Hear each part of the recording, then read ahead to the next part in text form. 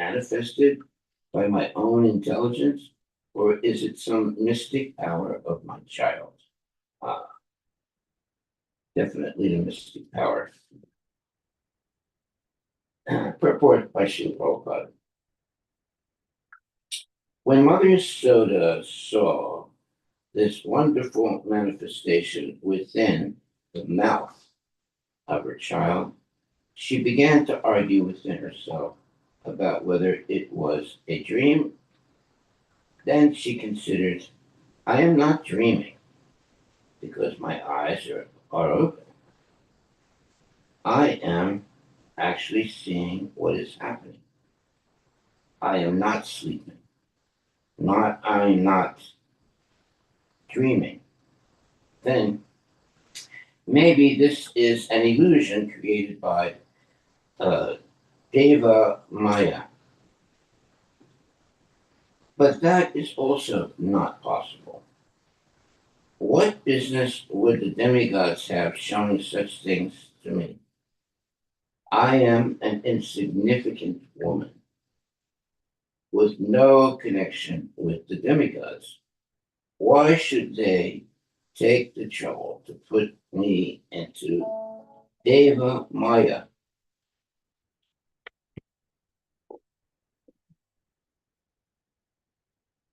That also is not possible. Then, while the Yasoda considered whether the vision might be due to bewilderment, I am fit in health. I am not diseased. Why should there be any bewilderment? It is not possible that my brain is deranged, since I am originally quite fit to think. Then this vision must be due to some mystic power of my son, as predicted by Gargamuni. Thus, she finally concluded that the vision was due to her son's activities and nothing else. Well, now that was pretty good. Text 41. Therefore, let me surrender unto the Supreme Personality of Godhead and offer my obeisances unto him, who is beyond the conception of human speculation. Human speculation. The mind, activities, words, and arguments. Who is the original cause of this cosmic manifestation, by whom the entire cosmos is maintained, and by whom we can conceive of its existence. Let me simply offer my obeisances, for he is beyond my contemplation, speculation, and meditation. He is beyond all of my material activities. Purport by Srila Prabhupada. One simply has to realize the greatness of the Supreme Personality of Godhead. One should not try to understand him by any material means, subtle or gross. Mother Yasoda, being a simple woman, could not find out the real cause of the vision. Therefore, out of material affection, she simply offered obeisances unto the Supreme Lord to protect her child. She could do nothing but offer obeisances to the Lord. It is said, Achintyan Kalu Ye Baba Na Dams Arkena Yojayat Mahabharata Bhisma Parva 5.22. One should not try to understand the supreme cause by argument or reasoning.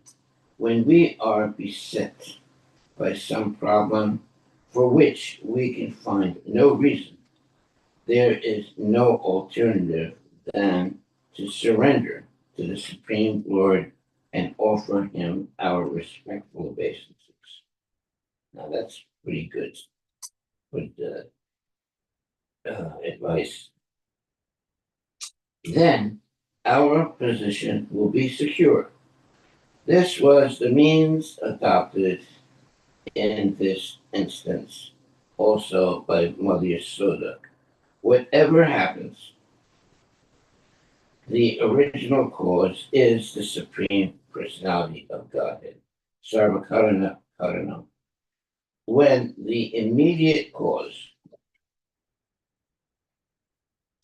cannot be ascertained, let us simply offer our obeisances at the lotus feet of the Lord. Mother Soda concluded that the wonderful things she saw within the mouth of her child were due to him, although she could not clearly ascertain the cause. Therefore, when a devotee cannot ascertain the cause of suffering, he concludes, Tatenu kampam samikshamano kunjana evatmakritam vipakam Prit vak vakubir vidadan namaste jivete yo mukti pade sudayavak. Bhagavatam 10.14.8. The devotee accepts that it is due to his own past misdeeds that the Supreme Personality of Godhead has caused him some small amount of suffering. Thus, he offers obeisances to the Lord again and again. Such a devotee is called Mukti Pade Sadaya Bhak. That is, he is guaranteed his liberation from this material world, as stated in Bhagavad Gita 2.14. Matra sparsa sukhanteya sudosna sukudukudaka agamapayano nityastam statiksha svabharata.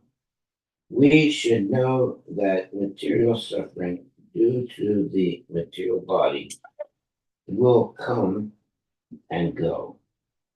Therefore, we must tolerate the suffering and proceed with discharging our duty as ordained by our spiritual master. Very, very high level, uh, what you would call good uh, instruction. Text 2042. It is by the influence of the Supreme Lord's Maya that I am wrongly thinking that Nanda Maharaja is my husband, that Krishna is my son, and that because I am the queen of Nanda Maharaja, all the wealth of cows and calves are my possession, and all the cowherd men and their wives and are my subjects. Actually, I also am eternally subordinate to the Supreme Lord. He is my ultimate shelter. Very good. Very good. Purport. Following in the footsteps of Mother Yasoda, everyone should follow this mentality of renunciation. Whatever wealth, opulence, or whatever else we may possess belongs not to us, but to the Supreme Personality of Godhead, who is the ultimate shelter of everyone and the ultimate owner of everything, as stated in by the Lord himself in Bhagavad Gita 5.29. Uktaram yagitapasam sarvaloka maheshwaram Srihidam Sarvabhutanam Yatva Mam Santim Brichati. The sages, knowing me as the ultimate purpose of all the sacrifices and austerities, the Supreme Lord of all planets and demigods, and the benefactor and well-wisher of all living entities, attains peace from the pangs of material miseries.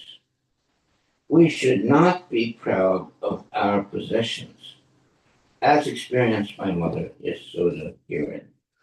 I am not the owner of possessions. The opulent, the opulent wife of uh, Nanda Maharaja, the estate, the possessions, the cows and calves, and the subjects, like the gopis and cowherd men, are all given to me. One should give up thinking of my possessions, my son, my husband. Janasya moho yam aham mameti. Nothing belongs to anyone but the Supreme Lord. Only because of illusion do we wrongly think I am existing or everything belongs to me. Thus, Mother Yasoda completely surrendered unto the Supreme Lord. For the moment, she was rather disappointed, thinking my endeavors to protect my son by charity and other auspicious activities are useless. The Supreme Lord has given me many things, but unless he takes charge of everything, there is no assurance of protection. I must therefore ultimately seek shelter of the Supreme Personality of Godhead, as stated by Prahlad Maharaja, Bhagavatam 7.9.19, Valasya Neha Saranam Vitaro Nishingha. A father and mother cannot ultimately take care of their children. Ato griha chetra satapta vitayar. Janasya mohoyam aham mameti. Bhagavatam 5.5.8. One's land, home, wealth, and all of one's possessions belong to the Supreme Personality of Godhead. Although we wrongly think, I am this, and these things are mine. I am this, and these things are mine. No, everything belongs to Krishna. Text 43. Mother Yasoda, by the grace of the Lord, could understand the real truth. But then again, the Supreme Master, by this influence of the internal potency, Yoga Maya, inspired her to become absorbed in intense material affection for her son. Wow, it's wonderful. Although Mother Yasoda understood the whole philosophy of life, at the next moment she was overwhelmed by affection for her son by the influence of Yogamaya. Unless she took care of her son, she thought, how could he be protected? She could not think otherwise, and thus she forgot all her philosophical speculations. This forgetfulness is described by Srila Vishwanath Chakravarti Thakura as being inspired by the influence of Yogamaya. Mohana Sadarnyam Mayam. Materialistic persons are captivated by Maya, whereas devotees, by the arrangement of the spiritual energy, are captivated by Yogamaya. Well, Mother Yasoda is definitely captivated by Yogamaya. Immediately forgetting Yogamaya's illusion that Krishna had shown the universal form within his mouth, Mother Yasoda took her son on her lap as before, feeling increased affection in her heart for her transcendental child. Mother Yasoda regarded the vision of the universal form within Krishna's mouth as an arrangement of Yogamaya like a dream. As one forgets everything after a dream, Mother Yasoda immediately forgot the entire incident. As her natural feeling of affection increased, she decided to herself, now let this incident be forgotten. I do not mind. Here is my son. Let me kiss him. That's very good advice. Text 45. The glories of the Supreme Personality of Godhead are studied through the three Vedas, the Upanishads, the literature of Sankhya Yoga, and other Vaishnava literature. Yet, Mother Yasoda considered that the Supreme Person, that the person, yet Mother Yasoda considered that Supreme Person, wait a minute. Okay, the glories of the Supreme Personality of Godhead are studied through the three Vedas, the Upanishads, the literature of Sankhya Yoga, and other Vaishnava literature. Yet, Mother Yasoda considered that Supreme Person, that considered that Supreme Person her ordinary child. There it is. Okay. Purport by Srila Prabhupada, as stated in Bhagavad Gita 15.15. By the Supreme Personality of Godhead, Krishna, the purpose of studying the Vedas is to understand him. Vedaista sarvir aham eva vedya. Sri Chaitanya Mahaprabhu explained to Sanatana Goswami that there are three purposes in the Vedas. One is to understand our relationship with Krishna, Sambandha. Another is to act according to that relationship, Abhideya. And the third is to reach the ultimate goal, Prayojana. The word Prayojana means necessities. And the ultimate necessity is explained by Sri Chaitanya Mahaprabhu. Prema Pumartha Mahan. The greatest necessity for a human being is the achievement of love for the Supreme Personality of Godhead. Here we see that Mother Yasoda is on the highest stage of necessity, for she is completely absorbed in love for Krishna. Wow, what wonderful statements. In the beginning of the Vedic purpose is pursued in three ways. Shrayi by Karma Kanda, Jnana Kanda, and Upasana Kanda. When one reaches the complete, perfect stage of Upasana Kanda, one comes to worship Narayana, or Lord Vishnu. When Parvati asked Lord Mahadeva, Lord Shiva, what is the best method of Upasana or worship? Lord Shiva answered, Aradhananam Sarvesam Vishnu Aradhanam Param. Vishnu Pasana, or Vishnav Aradhana, worship of Lord Vishnu is the highest stage of perfection, as realized by Devaki. But here, Mother Yasoda performs no upasana, where she has developed transcendental ecstatic love for Krishna. Therefore, her position is better than that of Devaki. In order to show this, Srila Vyasadeva enunciates this verse, Chaya Kopani Sadbi, etc.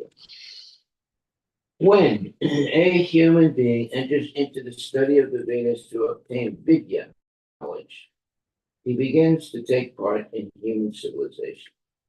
Then he advances further to study the Upanishads and gain Brahma Jnana, the impersonal realization of the absolute truth.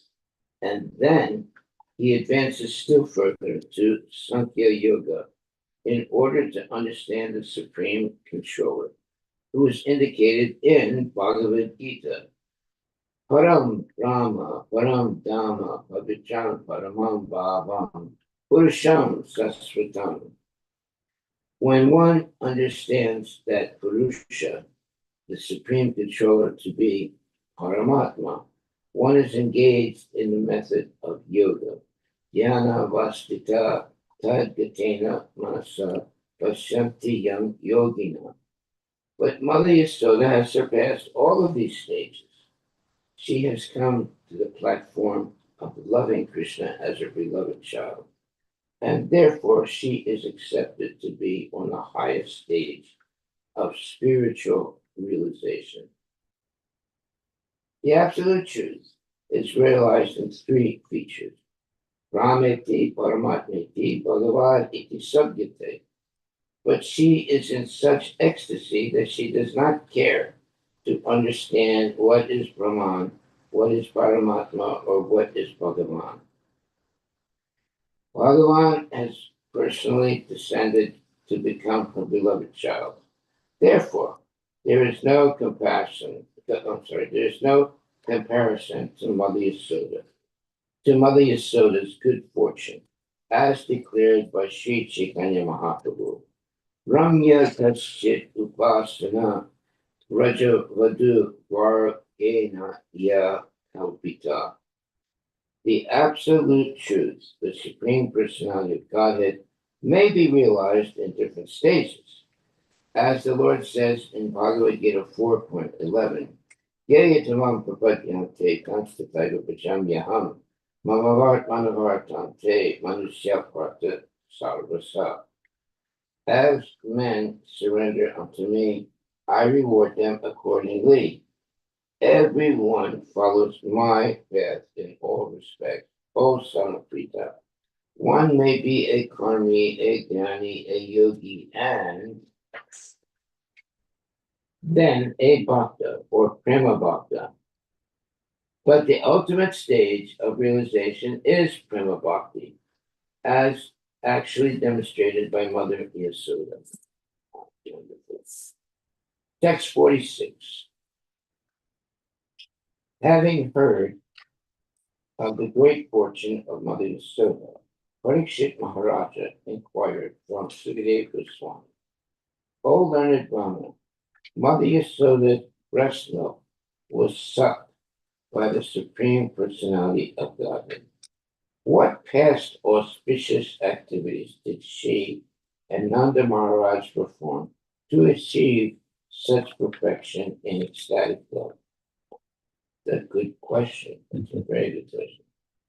As stated in purport, as stated in Bhagavad Gita 7.16, Chatur Vidha Bhajante Mam Jnana Sukritina Virjana. Without sukriti or pious activities, no one can come to the shelter of the Supreme Personality of Godhead. The Lord is approached by four kinds of pious men. Arto Jignasur, Artati, Jnani Cha.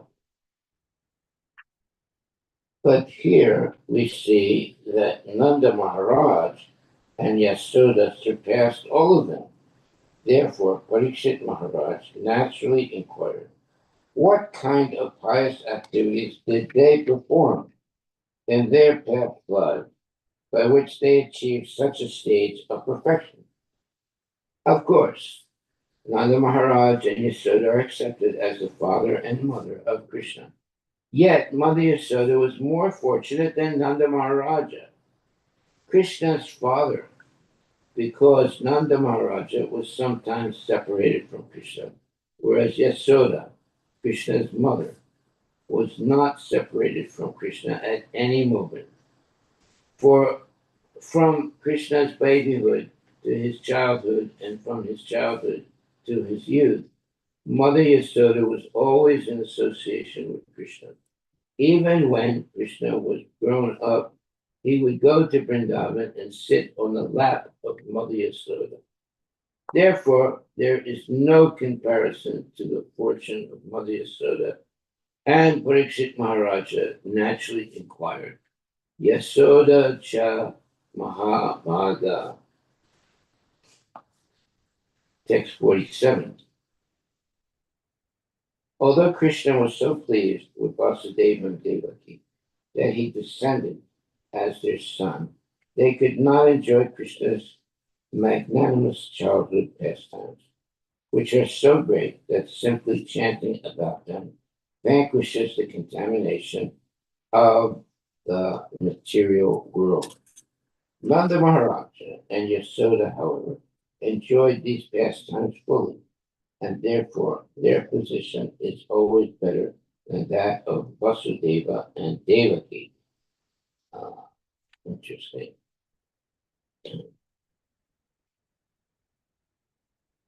Purport by Srila Prabhupada. Krishna actually took birth from the womb of Devaki, but just after his birth, he was transferred to the home of Mother Yasoda. Devaki could not even have Krishna suck her breast. Therefore, Parikshit Maharaj was astonished. How had Mother Yasoda and Nanda Maharaja become so fortunate that they enjoyed the complete childhood pastime of Krishna, which are still glorified by saintly persons? What had they done in the past by which they were elevated to such an exalted position? Text 48. Sukadeva Goswami said, to follow the orders of Lord Brahma, Drona, the best of the Vasus, along with his wife Dara, spoke to Lord Brahma in this way. Purport by Srila Prabhupada, as stated in the Brahma Samhita 5.37, Ananda Chinmaya Rasa Pratibhavita Vis Kadir Yateva Rupa Daya Kalavi Voloka Eva Nivasatya Vivak Mabuto Govinda Madhupurisham Tamaham Gacchami.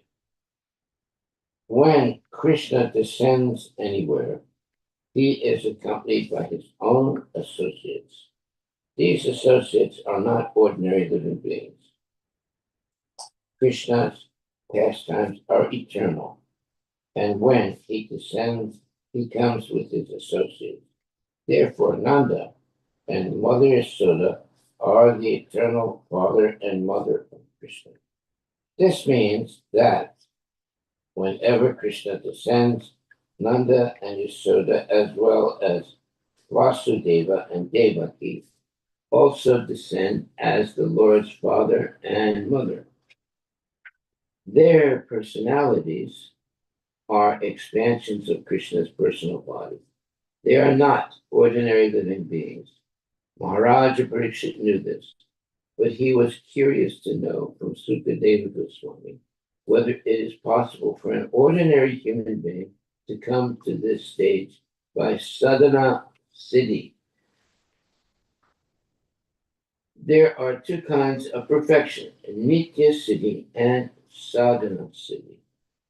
A nitya siddha is one who is eternally Krishna's associate, an expansion of Krishna's uh, personal body, whereas a sadhana siddha is an ordinary human being who, by executing pious activities and following regulative principles of devotional service, also comes to that stage. Thus, the purpose of Maharaj Parikshit's inquiry was to determine whether an ordinary human being can attain the position of Mother Yasoda and Nanda Maharaja. Sukadeva Goswami answered this question as follows. Text 49.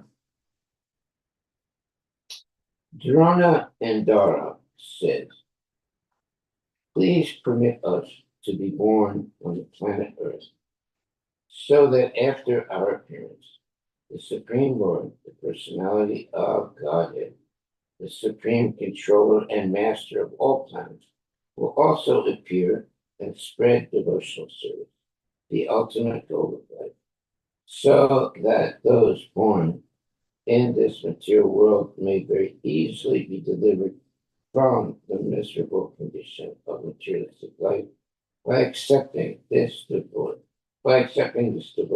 service. Purport by Srila Prabhupada. This statement by Drona clearly indicates that Drona and Dara are the eternal father and mother of Krishna. Whenever there is a necessity of Krishna's appearance, Drona and Dara appear first, and then Krishna appears. Krishna says in Bhagavad Gita that his birth is not ordinary. Janma karma chame divyam. Ajopi san avyaya atma bhutanam ishwaropi san. Pakritim swam adhistaya sambhavani atma maya. Although I am unborn and my transcendental body never deteriorates, and although I am the Lord of all sentient beings, I still appear in every millennium in my original transcendental form. Bhagavad Gita 4.6. Before Krishna's appearance, Drona and Dara appear in order to become his father and mother. It is they who appear as Nanda Maharaja and his wife Yasoda. In other words, it is not possible for a sadhana siddha living being to become the father or mother of Krishna. For Krishna's father and mother are already designated. But by following the principles exhibited by Nanda Maharaj and Yasoda and their associates, the inhabitants of Vrindavan, ordinary living beings may attain such affection as exhibited by Nanda and Yasoda. When Drona and Dara were requested to beget children, they chose to come to this world to have the Supreme Personality of Godhead as their son. Krishna. Krishna's appearance means Paritranaya Sadhunam Vinasaya Cha Duskritam. The devotees are protected and the miscreants are vanquished. Whenever Krishna comes, he distributes the highest goal of life, devotional service. He appears as Chaitanya Mahaprabhu for the same purpose because unless one comes to devotional service, one cannot be delivered from the miseries of the material world. Dukkhalayam asasvatam, where the living beings struggle for existence. The Lord says in Bhagavad Gita 15.7, Mamai vamso jiva loke, jiva bhuta sanatana, mana sastan indriyani, prakritistani kasati. The living entities in this conditioned world are my eternal fragmental parts.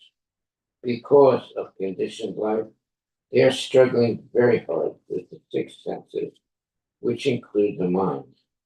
The living entities are struggling to become happy. But unless they take to the bhakti cult, their happiness is not possible. Krishna clearly says, Ashradadana Purusha Dharmasya Parantapa Apratyamam Nivartante Mrityu Samsara Vartamani.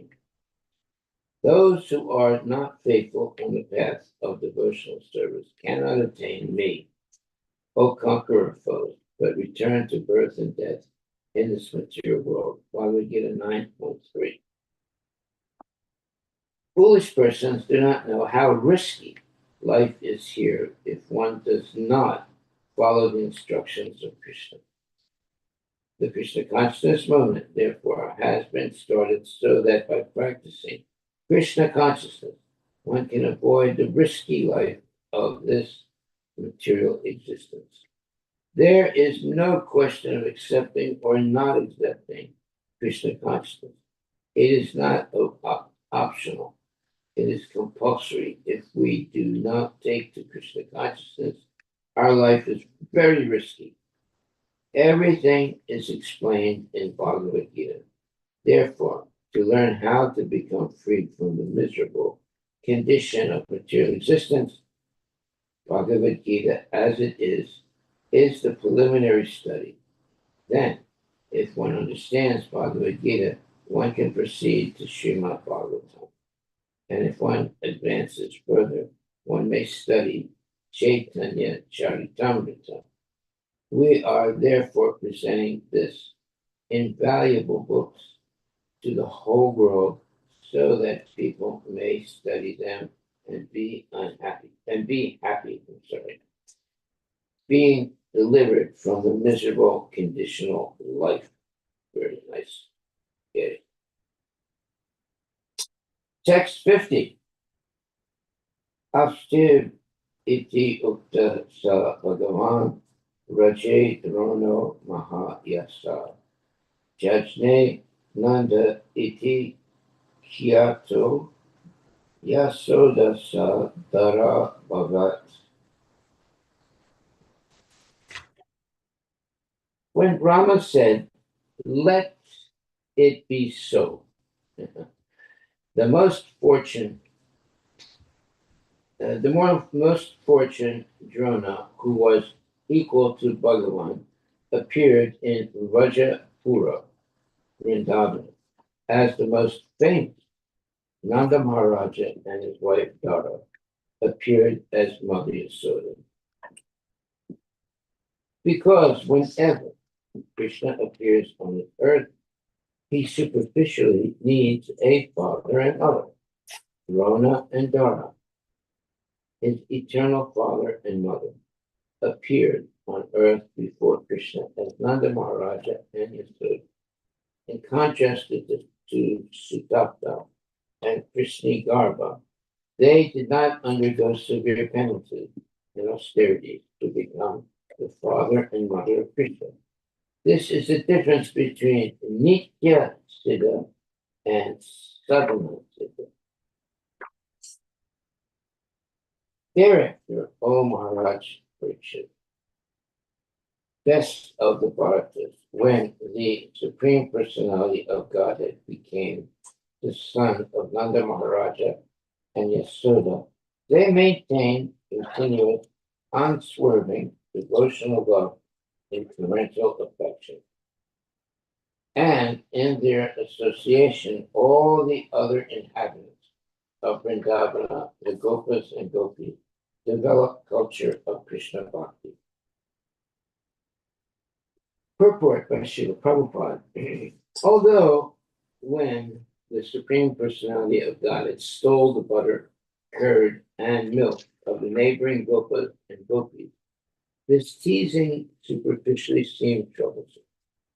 In fact, it was an exchange of affection in the ecstasy of devotional service. The more the Gopas and Gopis exchanged feelings with the Lord, the more their devotional service increased. Sometimes one may superficially see that a devotee is in difficulty because of being engaged in devotional service. But the fact is different. When a devotee suffers for Krishna, that suffering is transcendental enjoyment. Unless one becomes a devotee, this cannot be understood. When Krishna exhibited his childhood pastimes, not only did Nanda Maharaja and Yasoda increase their devotional affection, but those in their association also increased in devotional service. In other words, persons who follow the activities of Vrindavana will also develop devotional service in the highest perfection. Very nice statement. Very, very nice. Text 52. Krishna Brahmana Adesham Satyam Kartam Rache Vibhu Saha Ramo Vasam Chakre Tesam Pritim Swalilaya. Thus, the Supreme Personality God Krishna, along with Balaram, lived in Rajabhumi, Vrindavana, just to substantiate the benediction of Brahma by exhibiting different pastimes in his childhood. He increased the transcendental pleasure of Nanda and the other inhabitants of Vrindavana. Thus end the Bhaktivedanta purports of the 10th canto, 8th chapter of the Srimad Bhagavatam, entitled Lord Krishna Shows the Universal Form Within His Mouth. Okay, my dear devotees, now we go to chapter 9. Mother Yasoda binds Lord Krishna. While Mother Yasoda was allowing Krishna to drink her breast milk, she was forced to stop because she saw the milk pan boiling over on the oven. The maidservants being engaged in other business, she stopped allowing Krishna to drink from her breast and immediately attended to the overflowing milk pan. Krishna became very angry because of his mother's behavior and devised a means of breaking the pots of yogurt. Because he created this disturbance, Mother Yasoda decided to bind him. These incidents are described in this chapter. One day, the maidservants being engaged in other work, Mother Yasoda was churning the yogurt into butter herself. And in the meantime, Krishna came and requested her to allow him to suck her breast milk. Of course, Mother Yasoda immediately allowed Krishna to do so. But then she saw that the hot milk on the oven was boiling over, and therefore she immediately stopped allowing Krishna to drink the milk of the breast and went to stop the milk on the oven from overflowing. Krishna, however, having been interrupted in his business of sucking the breast, was very angry. He took a piece of stone, broke the churning pot, and entered a room. There he began to eat the freshly churned butter. When Mother Yasoda, after attending to the overflowing milk, returned and saw the pot broken, she could understand that this was the work of Krishna, and therefore she went to search for him. When she entered the room, she saw Krishna standing on the ulu kala, large mortar for grinding spices. Having turned the mortar upside down, he was stealing butter hanging from a swing and was distributing the butter to the monkeys. As soon as Krishna saw that his mother had come, he immediately began to run away, and Mother Yasoda began to follow him. After going some distance, Mother Yasoda was able to catch Krishna, who, because of his offense, was crying. Mother Yasoda, of course, threatened to punish Krishna if he acted that way again, and she decided to bind him with rope. Unfortunately, when the time came to knot the rope with which she wanted to bind him was short by a distance equal to the width of 2 fingers. When she made the rope longer by adding another rope She again saw that it was short by 2 fingers. Again and again she tried, and again she found that rope too short by 2 fingers. Thus she became very tired, and Krishna, seeing his affectionate mother so tired, allowed himself to be bound. Now, being compassionate, he did not show her his unlimited potency. After Mother Yasoda bound Krishna and became engaged in other household affairs, Krishna observed 2 Yamala Arjuna trees, which were actually Nalakuvara and Manigriva, 2 sons of Kubera, who had been condemned by Narada Muni to become trees. Krishna, by his mercy, now began to proceed toward the trees that fulfilled the desire of Narada Muni. Text 1 and 2. Sri Sukadeva Goswami continued. One day when Mother Yasoda saw that all the maidservants were engaged in other household affairs, she personally began to churn the yogurt.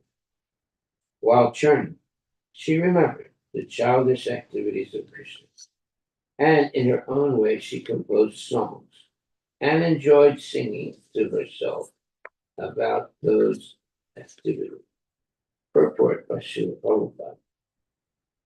Srila Vishwanatha Chakravarti Thakur, quoting from the Vaishnava Tursani of Sri Sanatan Goswami, says that the incident of Krishna's breaking a pot of yogurt and being bound by Mother Yasoda took place on the Deepavali day, or Deepa Malika. Even today in India, this festival is generally celebrated very gorgeously in the month of Kartika by fireworks and lights, especially in Bombay. But it is to be understood that among all the cows of Nanda Maharaja, several of Mother Yasoda's cows ate only grasses, so flavorful that the grasses would automatically flavor the milk. Mother Yasoda wanted to collect the milk of these cows, make it into yogurt, and churn it into butter personally, since she thought that this child, Krishna, was going to the houses of neighborhood and gopas and gopis to steal butter because he did not like the milk and yogurt ordinarily prepared. Okay. While churning the butter, Mother Yasoda was singing about the childhood activities of Krishna. It was formerly a custom that if one wanted to remember something constantly, he would transform it into poetry or have this done by a professional poet. It appeared that Mother Yasoda did not want to forget Krishna's activities at any time. Therefore, she poeticized all of Krishna's childhood activities, such as the killing of Putana, Agasura, Sakatasura, and Trinavrata, and while churning the butter, she sang about these activities in poetical form. This should be the practice of persons eager to remain Krishna conscious 24 hours a day. This incident shows how Krishna conscious Mother Yasoda was. To say in Krishna consciousness, we should follow such persons. To stay in Krishna consciousness, we should follow such persons. Text number 3. Dressed in a saffron yellow sari, with the belt tied about her full hip, Mother Yasoda pulled on the churning rope, laboring considerably, her bangles and earrings moving and vibrating, and her whole body shaking. Because of her intense love for her child, her breasts were wet with milk. Her face, with its very beautiful eyebrows, was wet with perspiration, and malati flowers were falling from her hair. Purport by Srila Prabhupada. Anyone who desires to be Krishna conscious in motherly affection or parental affection should contemplate the bodily features of Mother Yasoda. It is not that one should desire to become like Yasoda, for this is Maya Deva. Either in parental affection or conjugal love, friendship or conservatorship, in any way, we must follow in the footsteps of the inhabitants of Vrindavana, not try to become like them. Therefore, this description is provided here. Advanced devotees must cherish this description, always thinking of Mother Yasoda's features. How she was dressed, how she was working and perspiring, how beautifully the flowers were arranged in her hair, and so on. One should take advantage of the full description provided here by thinking of Mother Yasoda in maternal affection for Krishna. Text number 4. While Mother Yasoda was churning butter, Lord Krishna, desiring to drink the milk of her breast, appeared before her, and in order to increase her transcendental pleasure, he caught hold of the churning rod and began to prevent her from churning. Purport by Srila Prabhupada. Krishna was sleeping within the room, and as soon as he got up, he became hungry and went to his mother, wanting to stop her from churning and drink the milk of her breast. He stopped her from moving the churning rod. Text 5. Mother Yasoda then embraced Krishna, allowed him to sit down on her lap, and began to look upon the face of the Lord with great love and affection. Because of her intense affection, milk was flowing from her breast. But when she saw that the milk pan on the oven was boiling over, she immediately left her son to take care of the overflowing milk. Although the child was not yet fully satisfied with drinking the milk of his mother's breast. Uh-oh, that's going to be a problem. Purport. Everything in the household affairs of Mother Yasoda was meant for Krishna. Although Krishna was drinking the breast milk of Mother Yasoda, when she saw that the milk pan in the kitchen was overflowing, she had to take care of it immediately. And thus she left her son, who then became very angry, not having been fully satisfied with drinking the milk of her breast. Sometimes one must take care of more than one item of important business for the same purpose. Therefore, Mother Yasoda was not unjust when she left her son to take care of the overflowing milk. On the platform of love and affection, it is the duty of the devotee to do one thing first and another thing later. It is the proper intuition by which to do this is given by Krishna. Tesam satata yuktanam patitam kritipurvikam itame hridiyodam tam yenamam upayamti te. Bhagavad Gita 10.10. In Krishna consciousness, everything is dynamic.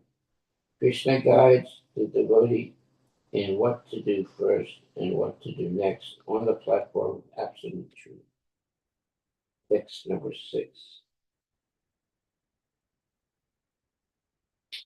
Being very angry and biting his reddish lips with his teeth, Krishna, with false tears in his eyes, broke the container of yogurt with a piece of its stone. Then he entered a room and began to eat the freshly churned butter in a solitary place.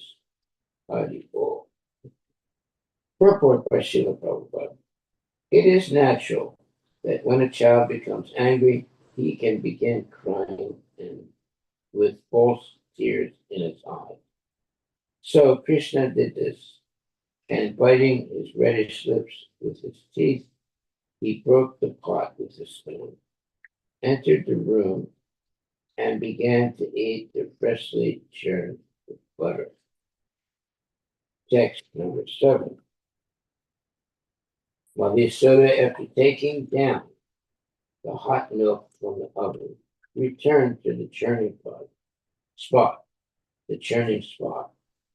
And when she saw that the container of yogurt was broken and that Krishna was not present, she concluded that the breaking of the pot was the work of Krishna. Seeing the pot broken and Krishna not present, Yasoda definitely concluded that the breaking of the pot was the work of Krishna. There was no doubt about it. Text 8. Krishna at that time was sitting on an upside down wooden mortar for grinding spices and was distributing milk preparations such as yogurt and butter to the monkeys as he liked. Because of having stolen, he was looking all around with great anxiety, suspecting that he might be chastised by his mother, Yasoda. Upon seeing him, very cautiously approached him from behind. Purport. Mother Yasoda was able to trace Krishna by following his butter-smeared footprints. She saw that Krishna was stealing butter, and thus she smiled. Meanwhile, the crows also entered the room and came out in fear. Thus, Mother Yasoda found Krishna stealing butter and very anxiously looking here and there. Text number 9.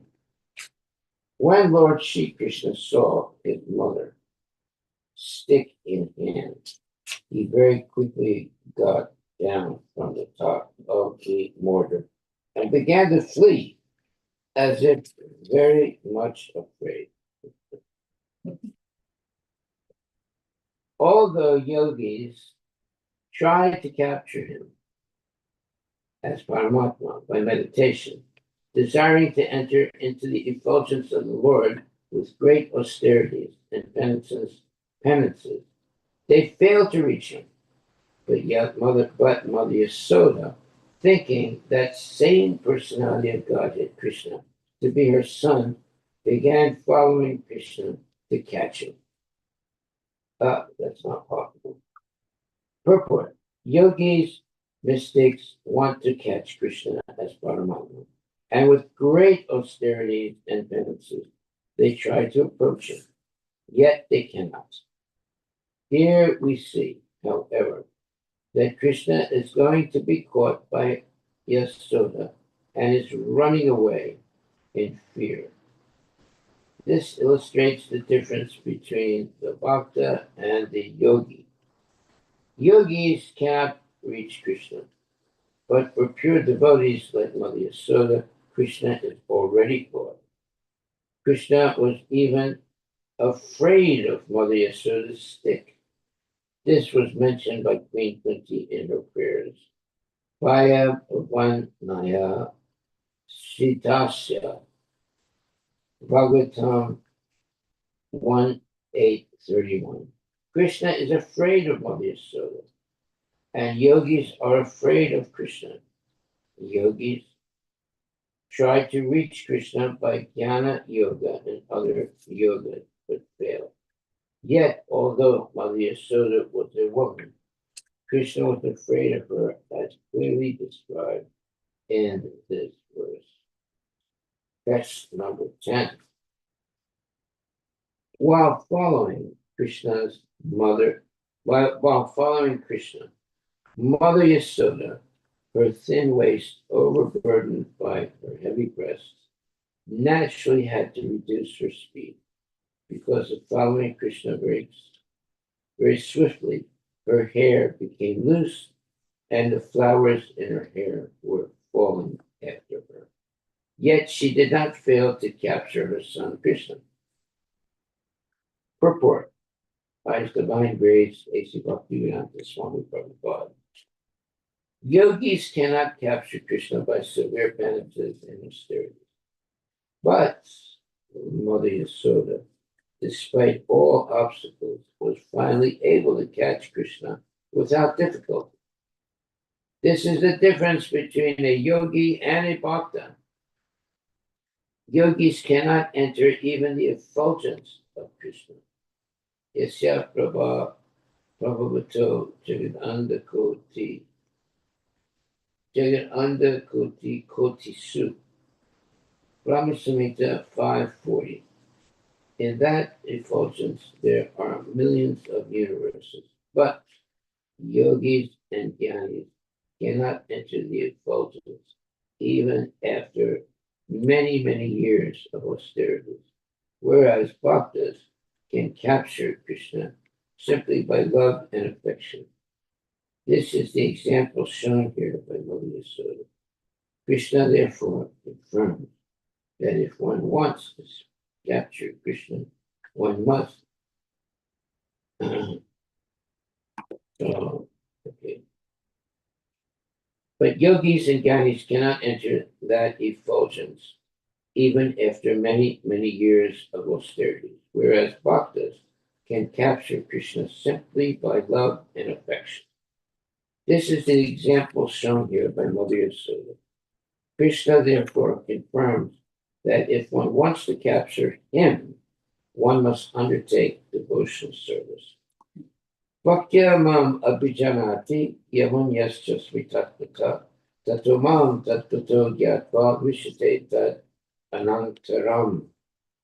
Bhaktas enter even the planet of Krishna very easily, but the less intelligent yogis and jnanis, by their meditation, remain running after Krishna. Even if they enter Krishna's effulgence, they fall down. Text 11.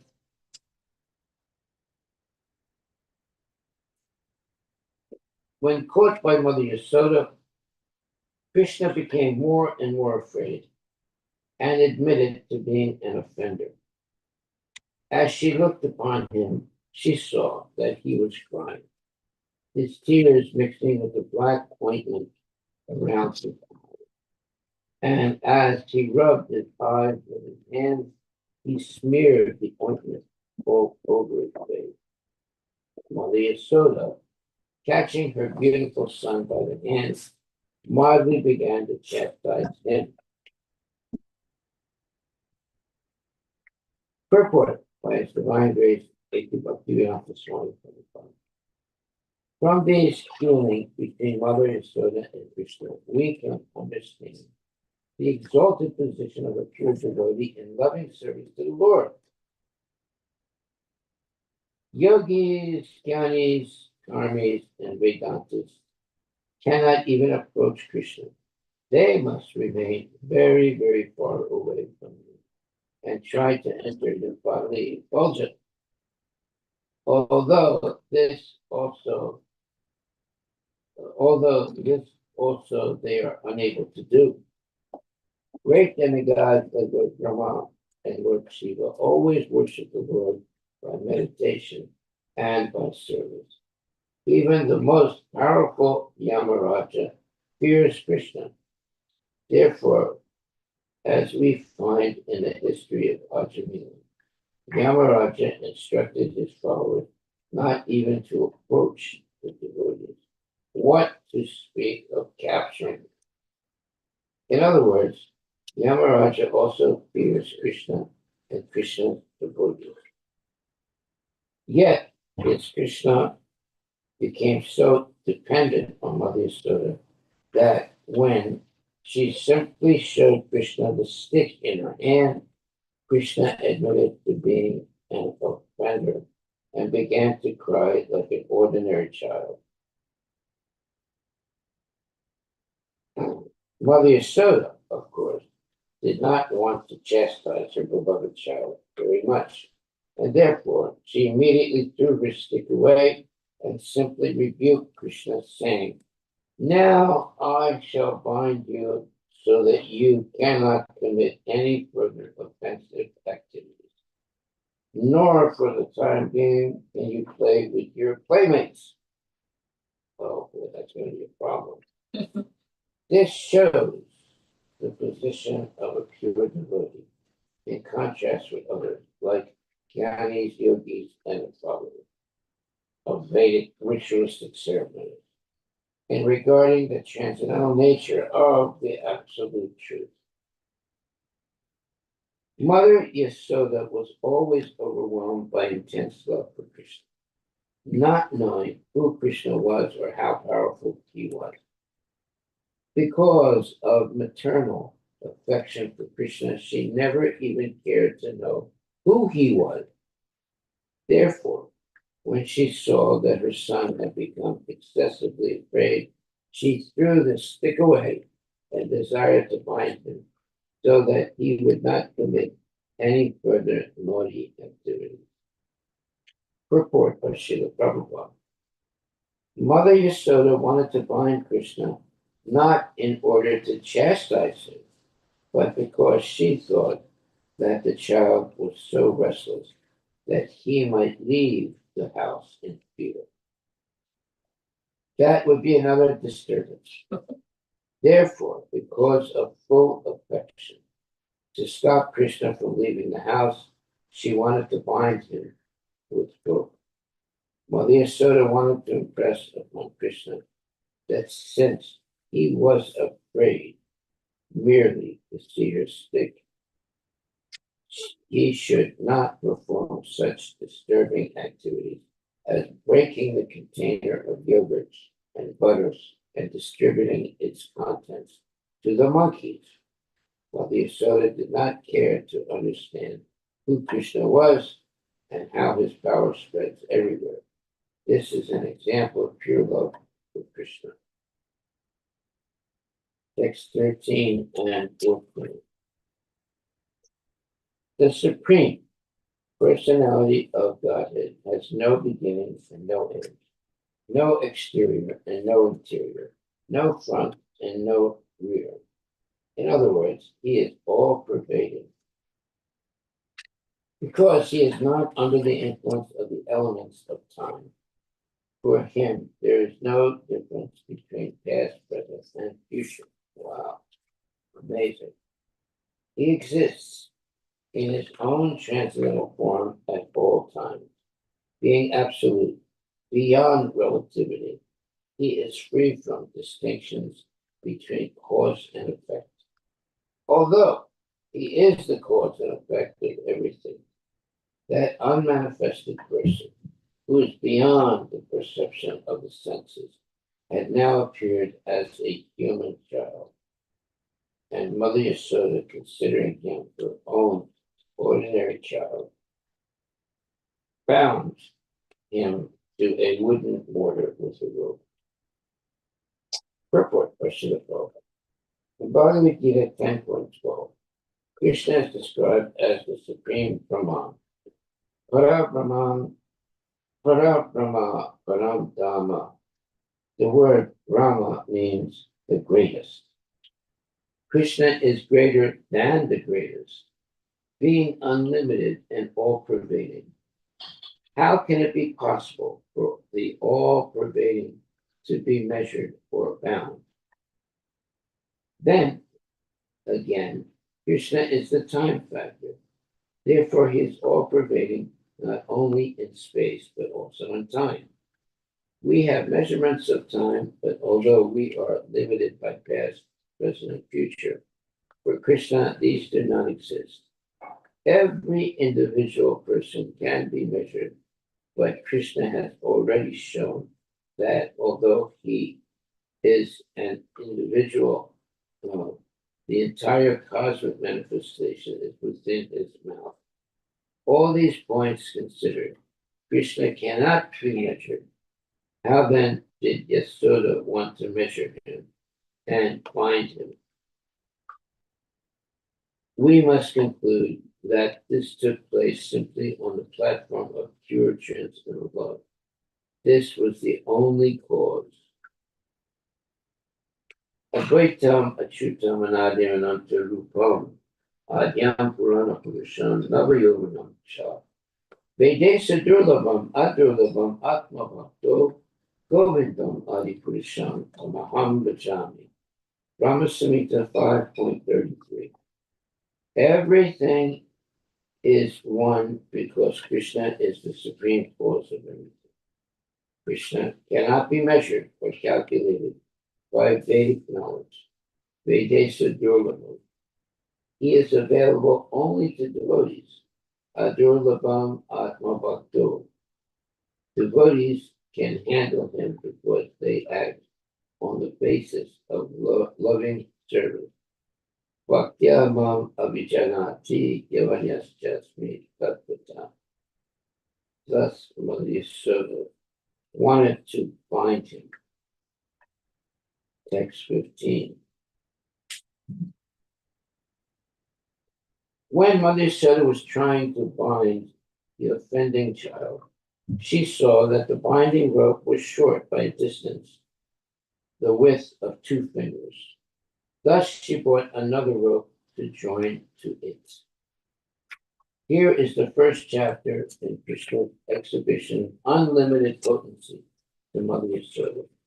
When she tried to bind him, the rope was too short.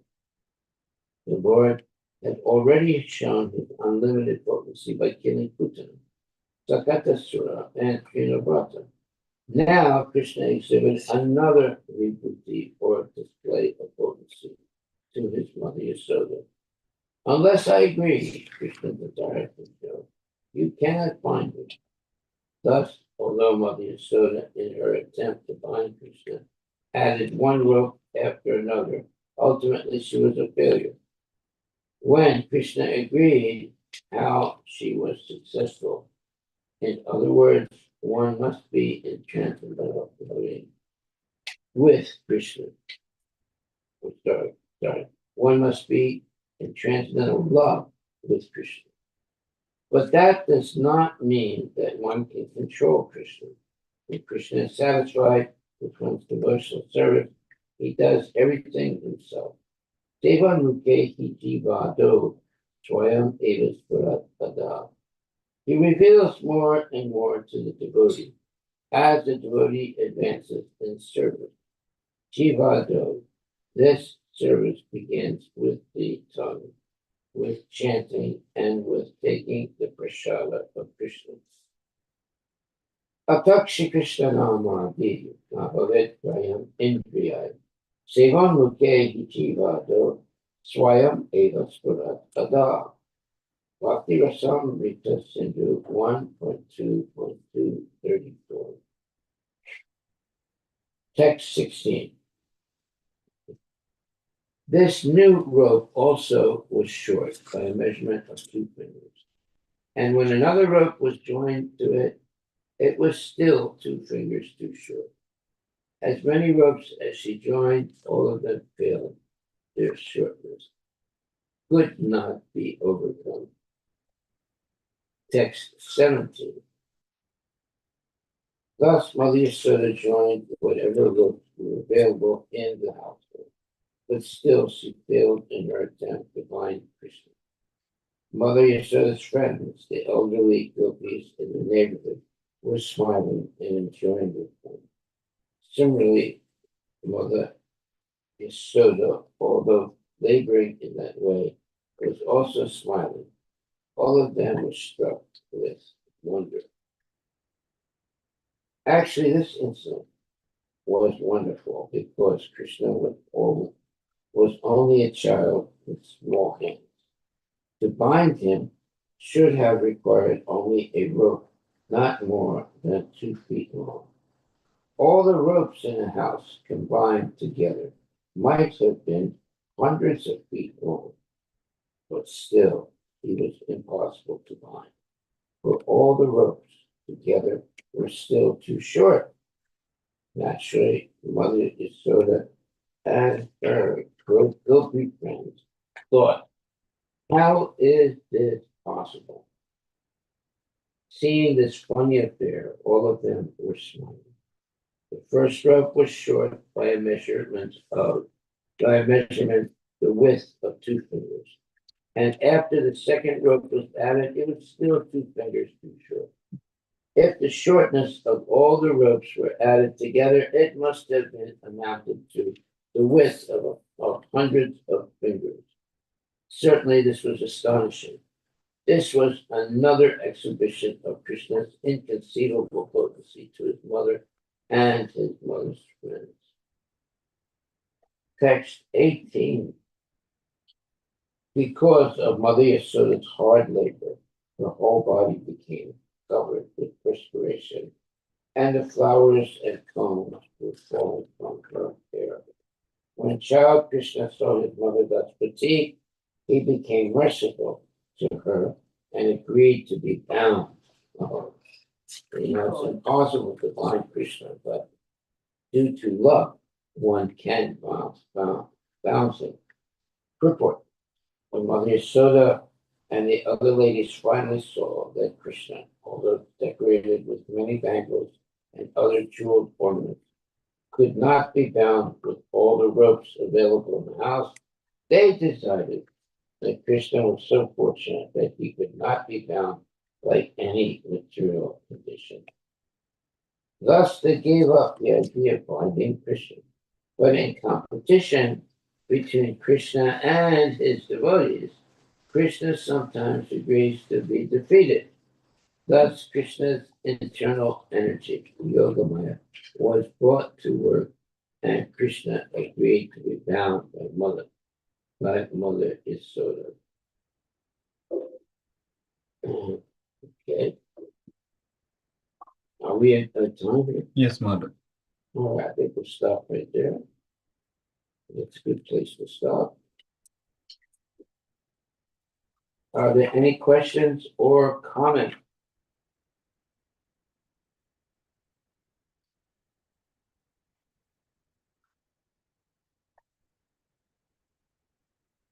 So, takeaway for today.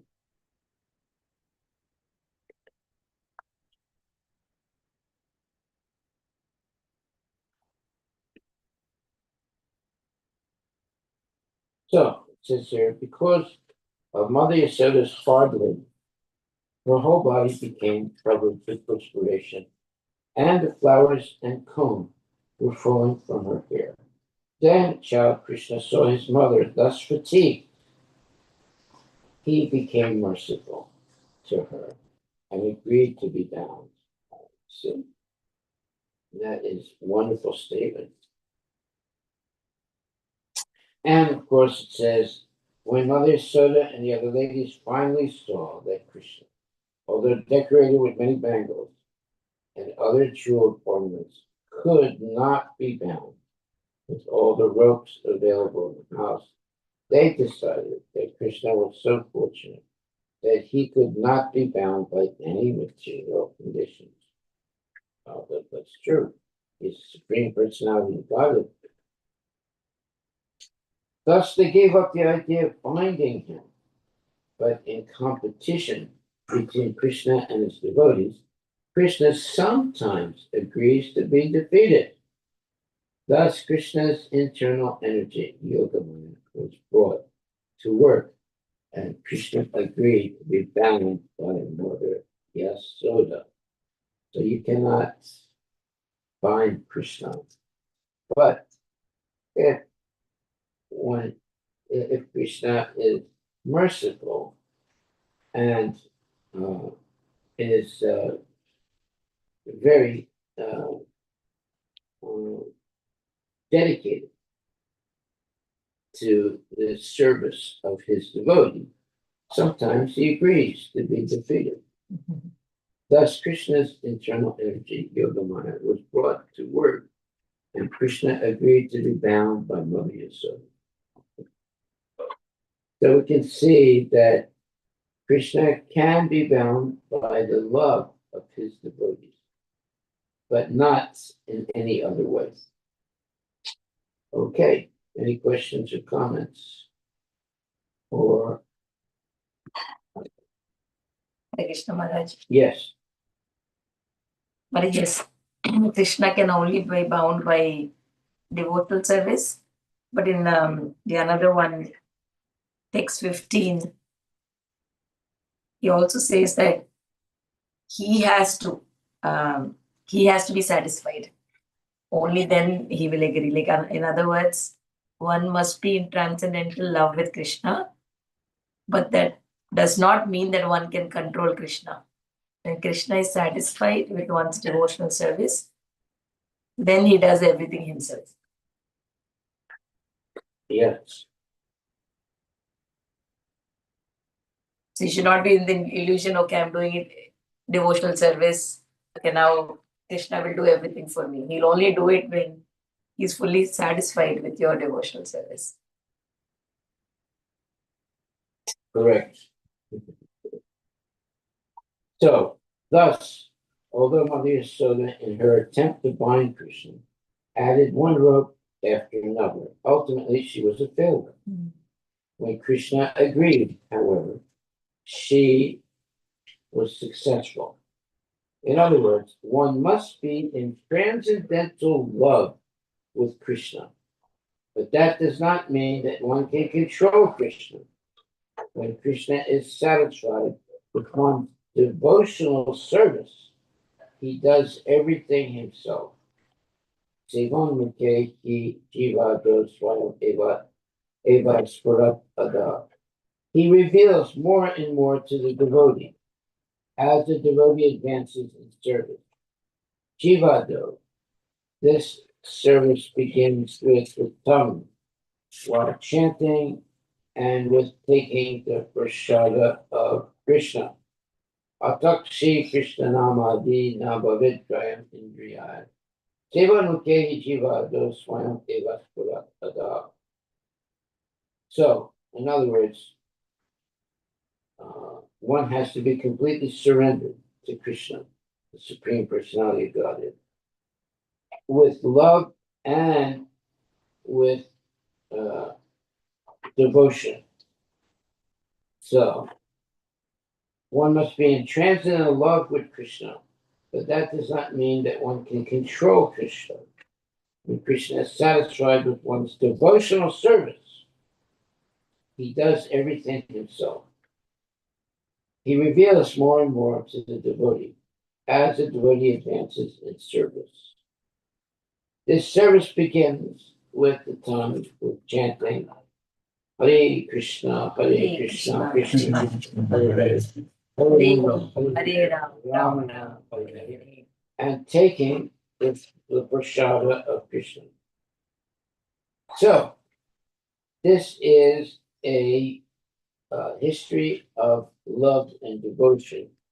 It is very special and cannot be faked. You have to have genuine love and devotion for Krishna. And it also says that service begins with the tongue, with chanting and with taking the prasada of Krishna. So this chanting Hare Krishna and taking prasada is very important because service begins with the tongue, with chanting, and with taking the prasada of Krishna. So we should be always chanting Hare Krishna and accepting the prasadam of Krishna, because that will always keep us on the path of Krishna consciousness. Okay, any questions or comments?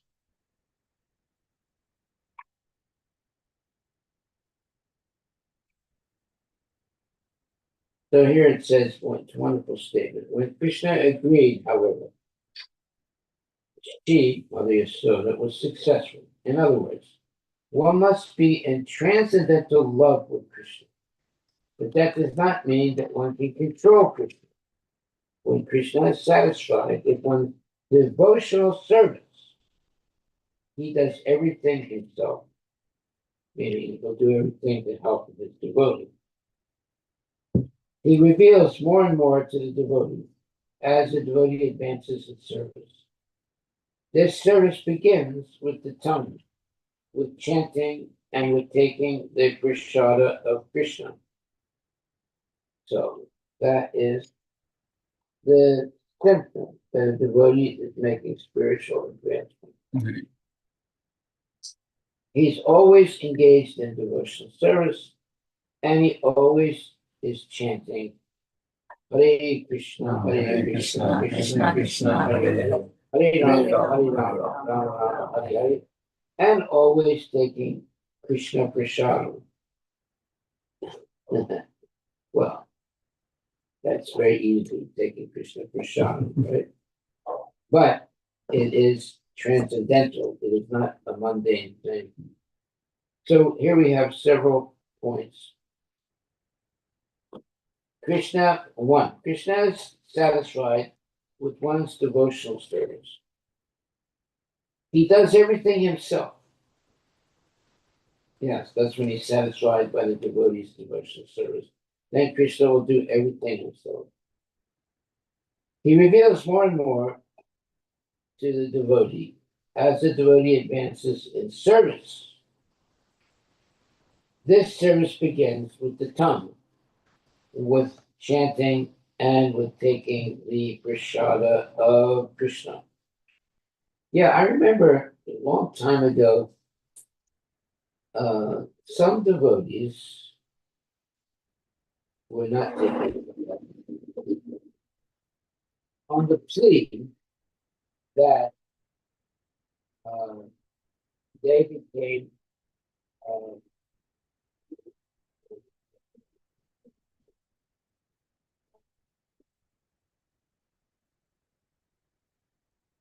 they gave up eating prasada to be what do you call that,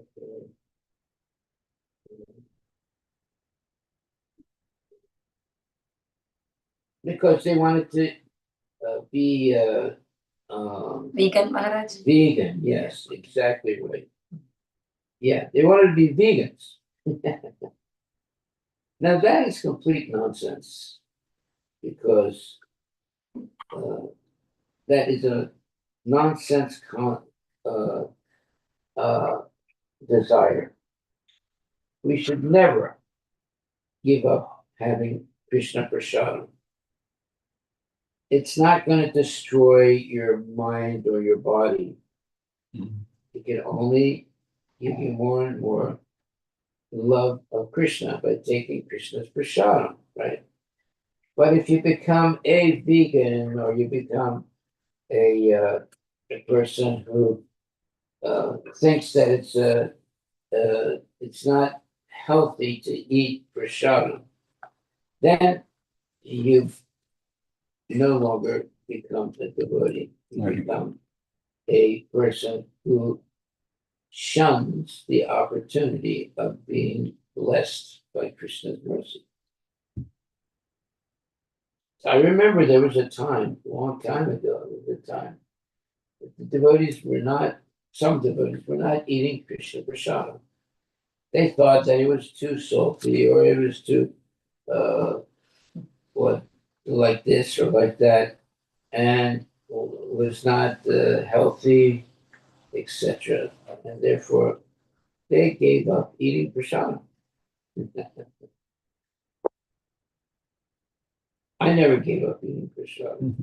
It might have been sometimes a little too, uh, you know, too much, uh, too much, Sugar, Maharaj, sugar. yeah, sugar or too much Hot spicy. spices. Uh, But it's still prasadam. For sure. Okay. Are there any questions or comments?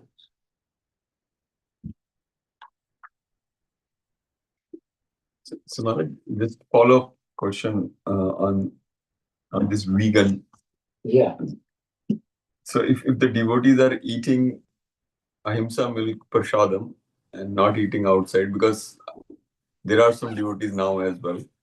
They say if it is ahimsa milk, we can eat that prashadam, but if it is outside milk and prashadam is made, they are not eating. So is it right thing to do or it's still wrong because they are avoiding prashadam? it's wrong. You should never reject prashadam because it's been offered to Krishna. Krishna Maharaj, just to add on to his question, Maharaj, let's say if they have a plate, they made 4 items for Krishna, and let's say you're vegan and you don't eat 2 of the items, but you eat the other 2. Is that okay, Maharaj? You don't take the other 2, but just take the 2 that you're okay eating. Well, you can do that. Okay. Because I know people, some devotees do that. They're vegan, so they leave the offerings which are like vegan. They not reject prashadam, but they leave the ones that is aligned with the being vegan. Yeah. I always go by the principle. What did Prabhupada do? Hare Krishna. He didn't say, "Oh, this is vegan. This is not." He never said that. Wonderful. Maharaj. So therefore, we should always follow what Prabhupada is doing. Hare Where did this come? Vegan. Prabhupada never mentioned the word vegan. He always said, "This is prashadam. Please have prashadam." So that's the way we should go by it. Okay. Did Prabhupada do this No. or not do it? So whatever Prabhupada did, that's what we should do also. Thank you for the clarification. Maharaj. Yeah. There are so many layers into it. But in general, Maharaj, I have seen many devotees, they are not taking, they're becoming vegan and vegan. It's just increasing the number. That means they're not becoming Krishna conscious. They're becoming vegan. No, I mean, the point is, did Prabhupada do this or not do it?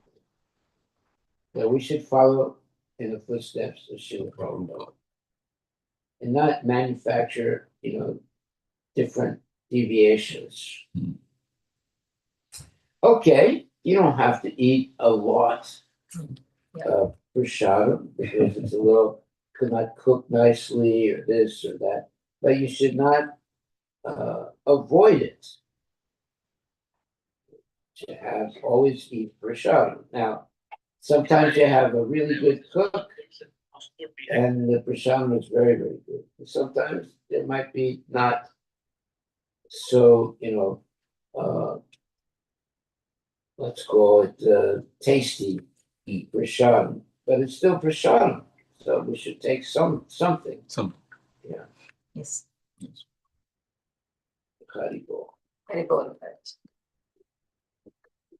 So, what is the takeaway for today? We should always ask the question, did Prabhupada do this or not do it? If he did do it, then we should follow his example. And in the same way, if he did not do it, we should follow his example. Haribol, Prabhupada ki jai. So Maharaj, there is one question as well, online question. Okay. So the devotee is asking, what is for the if you are avoiding some specific item or prashadam because of the health reason, like someone cannot eat specific things, so is that fine? Yeah, it's okay. Yeah. Yeah. But you shouldn't reject Yeah. all prashadam. on the plea that, oh, well, I'm a vegan or I'm this or I'm that. We shouldn't reject prasadam, but you should take a little bit then if there's some problem that you have. Mm. Yeah. There's too many fanatics in the world. And they are giving a lot of influence to devotees as well. Yeah, no. That's course. unfortunate. Sometimes you have a temple in which half of the people in the temple are vegan, and the other half are not vegan. And then, when the prasadam comes out, the ones that are vegan, they say, is this vegan or not vegan? Maybe They're not it's vegan. asking, is it prasadam? They want to know, is it vegan or not vegan? Now you have to do vegan prasadam and Yeah. regular prasadam. That Yeah, in the beginning of Krishna consciousness, we never asked, is it vegan or not vegan? It's prasadam. We would eat Krishna prasadam. We didn't care if it was vegan or not vegan. But then later on, this thing started, is it vegan or is it not vegan? Now you can see how there's so many hundreds of thousands of ways to become loose in your practice of Krishna consciousness. It's very, very sad. So, we should be very happy to have prasadam. And not worry, is it vegan or not vegan? Did Prabhupada ever say anything like that? So let's follow Prabhupada. That's a very clear Maharaj. But Prabhupada always wanted to be sure that the prasadam was cooked nicely. One time, there was a devotee girl, and instead of putting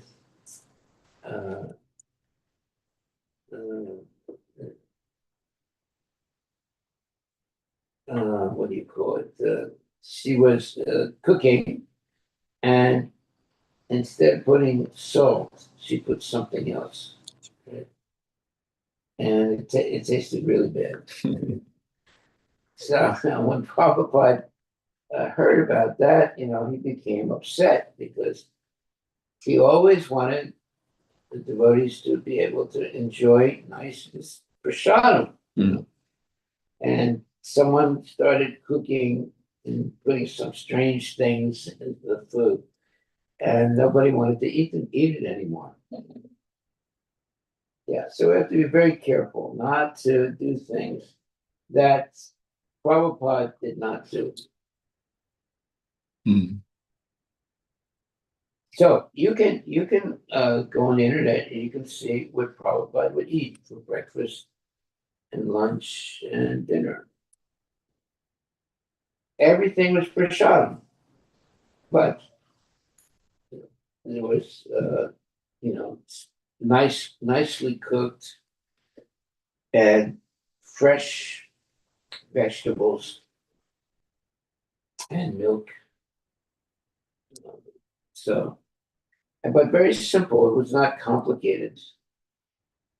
And he didn't eat things that were very sweet or very tangy or this thing or that thing.